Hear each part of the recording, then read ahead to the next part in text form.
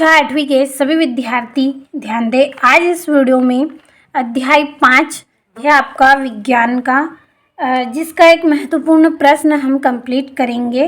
तो आपका प्रश्न है, हमें जैव विविधता का संरक्षण क्यों करना चाहिए। तो जैव विविधता का संरक्षण क्यों हमारे लिए ज़रूरी है, क्यों है आवश्यक, इस प्रश्न को आज हम पढ़ेंगे। तो आसान और सरल भाषा में इस प्रश्न का आंसर आपके लिए लिखा है।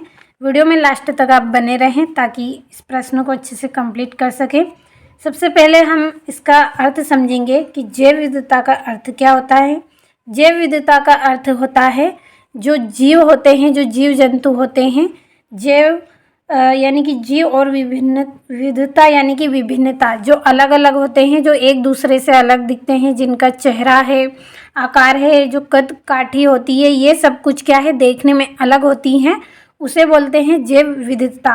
तो देखिए, जो विविधता होती है, जो जीव जंतु हैं, पेड़ पौधे हैं, इन सब में जो विभिन्नता पाई जाती है, जो अलग अलग प्रकार के होते हैं, जो प्रजातियां होती हैं अलग अलग प्रकार की, उनका हमें संरक्षण क्यों करना चाहिए। संरक्षण यानी कि सुरक्षा, उनकी सुरक्षा क्यों करनी चाहिए हमें।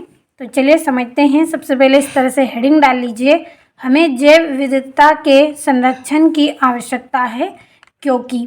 तो किस प्रकार हमें इनके संरक्षण की आवश्यकता है, चलिए सबसे पहला पॉइंट हम पढ़ते हैं। पर्यावरण का संतुलन बनाए रखने के लिए क्या करेंगे, जैव विविधता का संरक्षण हम क्यों करेंगे। पर्यावरण का संतुलन बनाए रखने के लिए भी हम करेंगे।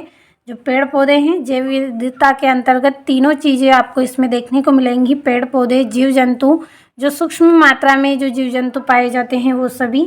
तो यदि देखिए पेड़ पौधों को हम नष्ट कर देंगे, क्योंकि ये भी क्या है, जैव विविधता का एक हिस्सा है। पेड़ पौधों को नष्ट करेंगे तो हमारा पर्यावरण संतुलन बिगड़ेगा, सूखे की समस्या हमें देखने को मिलेगी इससे। और अगला पॉइंट है, खाद्य श्रृंखला को बनाए रखने के लिए देखिए, जो भूमि है, भूमि के अंदर सूक्ष्म जीव जो पाए जाते हैं वो क्या करते हैं, मिट्टी की उर्वरता को बनाए रखने में मदद करते हैं। जो केंचुए होते हैं, ये क्या है, हमारे लिए महत्वपूर्ण होते हैं मिट्टी के लिए। जब ये सूक्ष्म जीव जैसे बैक्टीरिया है, केंचुए होते हैं आदि अनेक तरह के सूक्ष्म जीव हैं, ये यदि समाप्त हो जाएंगे, इनका संरक्षण यदि हम नहीं करेंगे, इनको यदि हम नहीं बचाएंगे, तो क्या होगा, खाद्य श्रृंखला में कमी आएगी। खाद्य श्रृंखला को बनाए रखने के लिए भी हमें जैव विविधता का संरक्षण करना चाहिए। अगला है, मानव आवश्यकताओं को पूरा करने के लिए। मानव की आवश्यकता, जैसे पेड़ पौधे हैं, उनसे हमें औषधियाँ मिलती है, फल मिलते हैं, लकड़ी प्राप्त होती हैं। तो इनका संरक्षण हमें इसलिए भी करना चाहिए क्योंकि ये हमारी आवश्यकताओं की पूर्ति करते हैं, इसलिए हमें जैव विविधता का संरक्षण करना चाहिए। अगला है, प्राकृतिक आपदाओं और जलवायु परिवर्तन से बचाव के लिए। जो प्राकृतिक आपदाएं होती हैं, जैसे भूकंप है, सूखा है, बाढ़ आती है, इस तरह की जो आपदाएं होती हैं, ये भी हमें देखने को मिलेगी, इनका भी सामना हमें करना पड़ता है। तो इन सब से बचने के लिए भी हम क्या करेंगे, जैव विविधता का संरक्षण करेंगे। जैव विविधता का संरक्षण यदि हम करेंगे तो इन सब समस्याओं का सामना हमें नहीं करना पड़ेगा। और भविष्य की पीढ़ियों की सुरक्षा के लिए भी, अब देखिए हमारे बाद जो आने वाले जो पीढ़ियाँ हैं, उनकी सुरक्षा के बारे में भी हमें सोचना पड़ेगा।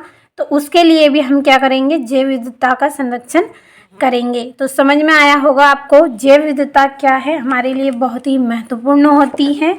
क्यों होती है, क्योंकि पर्यावरण का संतुलन बनाए रखने के लिए, मैंने अभी आपको समझा दिया है किस तरह से। खाद्य श्रृंखला को बनाए रखने के लिए भी हमें जैव विविधता का संरक्षण करना चाहिए। मानव आवश्यकताओं को पूरा करने के लिए भी जैव विविधता का संरक्षण करेंगे। और प्राकृतिक आपदाओं और जलवायु परिवर्तन से बचाव के लिए भी जैव विविधता का संरक्षण करेंगे।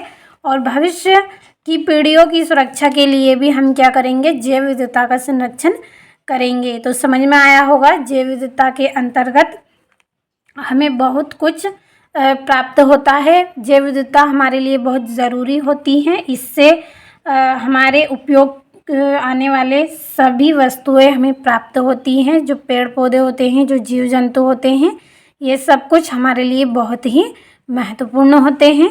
तो यहाँ पे आपको लास्ट में लिख देना है, इन उपयुक्त कारणों से स्पष्ट होता है कि हमें जैव विविधता का संरक्षण करना चाहिए।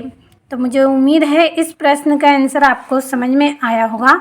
महत्वपूर्ण प्रश्न है, स्क्रीनशॉट के माध्यम से नोटबुक में नोट करें और अच्छे से आप कंप्लीट कर लें।